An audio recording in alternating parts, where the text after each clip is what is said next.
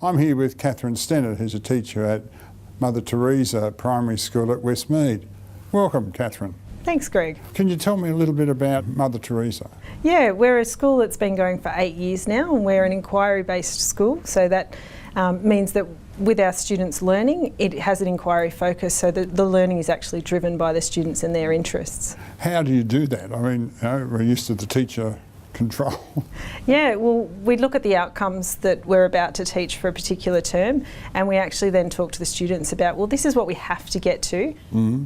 How would you like to do that? And when it comes to science, we get a lot of feedback from students saying we want hands-on activities. So we incorporate that, and we'll actually give them some clues. So maybe we're looking at natural disasters, for example, and then say, well, what would you like to learn about that, and where can we take that? Because our future might depend on something that we discover. So it comes down to them looking at ways of incorporating what they learn, using an authentic experience, if you like. And we do look at world events and things that happen as well. So you craft a learning experience for them as individually, exactly, or as a team of teachers? Or? No, as a stage quite often, right. And we actually then use the model of project-based learning, right. And we use that as our guide to sort of go through each checkpoint or each benchmark as to where we want our students to get to, and they then have a say in what each one looks like. Have you always taught that way? I mean, how long have you been at Mother Teresa? I've only been at the school for 3 years, right. And my experience in the past has not necessarily been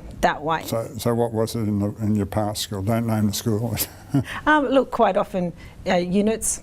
Right. That we would do units of work and individual teaching, right. not necessarily grade teaching or stage teaching. So what's the difference for you? You've obviously got a smile on your face. Yeah. I take it you prefer this way. Absolutely. One of the biggest differences is that we don't all have the same skills, no. And I don't know everything, and neither does my colleagues necessarily, but together we actually complement each other and we can support each other. Yeah. So not only do we plan together as a grade and then as a stage, we also then teach that way. Oh. So we teach collaboratively. So you're watching plan. each other and yeah, and interacting with the students as well. So yeah, they get the best of both teachers in the room, and there are times when we work individually as well, but yeah, absolutely. Not a job for the faint-hearted?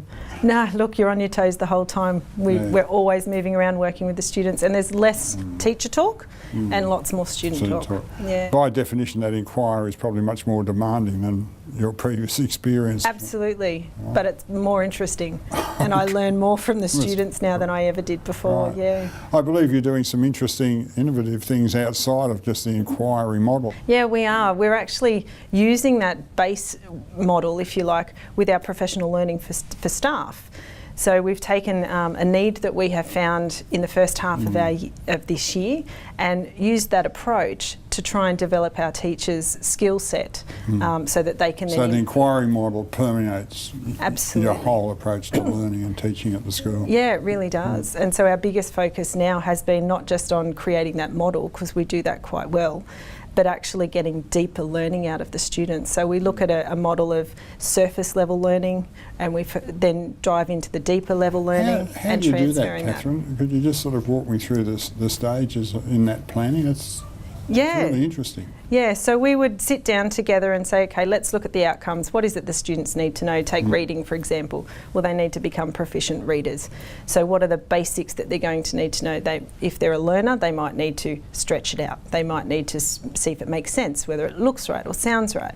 But beyond that for staff, well, do the students know why we do this and how they can use this, not just with a fictional text, but maybe cross it over to a non-fiction text, and then as they get older, looking at internet or media, looking at videos and things, how can they still use those same skills across a variety of contexts? And how much extra time does that demand of you? Not much, it's just a different style of planning. Instead of sitting isolated perhaps by myself at home in the past where I'd gone through and worked out a program, I'm now working around a table with other teachers, and we do it during RFF time, so our release from face-to-face time, and yeah, maybe we have a couple of meetings once a term outside of school that we voluntarily do together and develop our units of work based on student feedback. And you're finding the engagement much richer and much deeper, are you? Yeah, definitely. And they're also asking for a lot more feedback. So the students actually are engaged in their learning and they want to know what they can do to improve. You've sort of answered that second question of why do it, but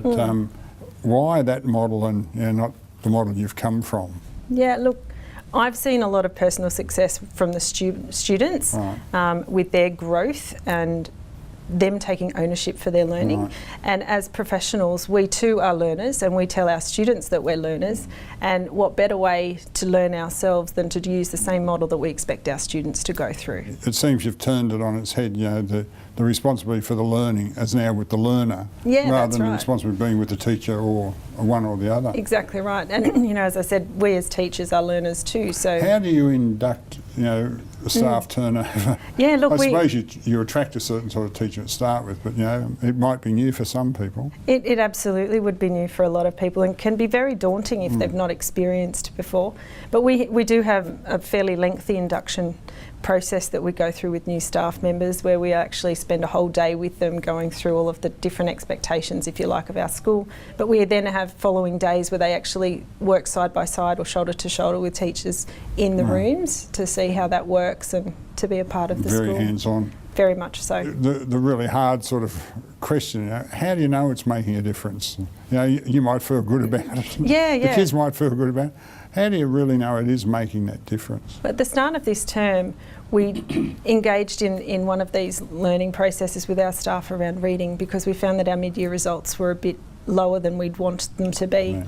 So we went through the process of, well, let's go back to basics. What is reading? How does it work? And where do we want to go? And we found that there were some things missing. We weren't getting our vulnerable readers getting enough hits of reading during the week, instructional reading time. So we've actually looked at improving that, and some of it came down to a simple timetabling issue that our young staff weren't aware of. So it became, okay, well, let's look at that.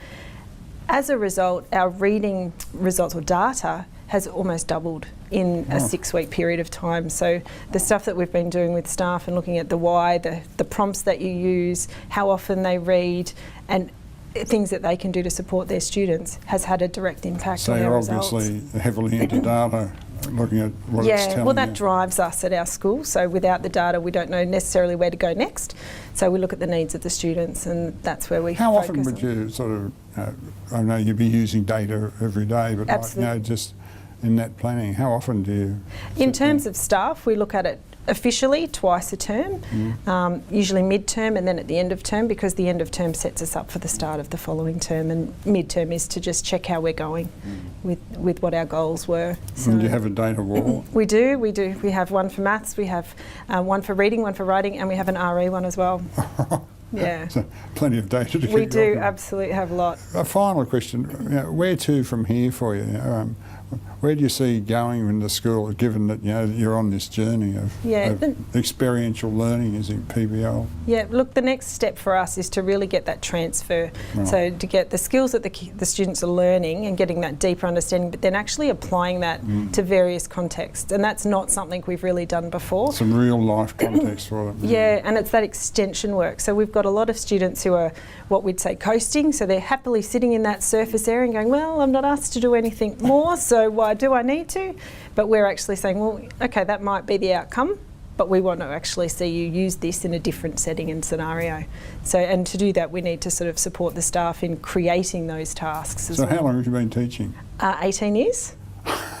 And you're still excited? Absolutely. There's always stuff to learn and new ways, and I don't think I've enjoyed teaching more. Thanks very much, Catherine. Thank you. It's been great.